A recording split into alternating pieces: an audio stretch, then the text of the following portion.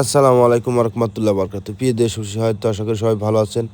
আমরা কিন্তু একটা সাইট শেষ করলাম, কিশোরগঞ্জ জেলা কটিয়াদী বাজার বিশিষ্ট ব্যবসায়ী শফিকুল বাসায় কাজ করছি আমরা কিন্তু বাইরে সিঁড়ি রেলিং।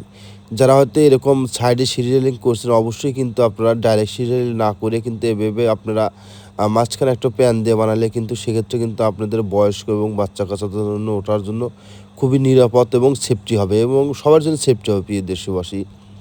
কারণ এটা বাইরের সিঁড়ি সেক্ষেত্রে আপনার অবশ্যই সেফটি দিয়ে ভাবে কাজ করে নিলেই ভালো। বা আমরা এখানে দেখেন 1.2 মালটা ৪ টা মাল 1.2 ব্যবহার করছি, কারণ যে সিঁড়িটা যত লোড পড়বে সেই ৪ টা মাল কিন্তু বহন করবে এবং আমরা কিন্তু আর যা বাদবাকি মাল আছে সম্পূর্ণ মালামাল কিন্তু 1 মিলি মাল দিয়ে কাজ করছে প্রিয় দেশবাসী।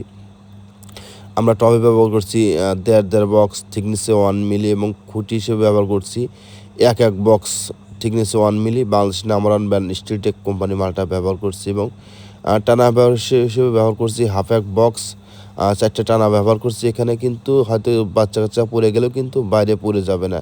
সেভাবেই আমরা কিন্তু কাজ করছি প্রিয় দেশবাসী।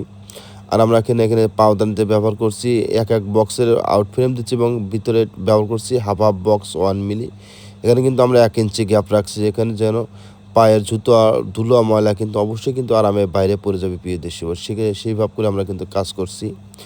এই কাজে কিন্তু ওয়াল কমপ্লিট কিন্তু ৯০,০০০ টাকা খরচা হয়েছে প্রিয় দেশবাসী।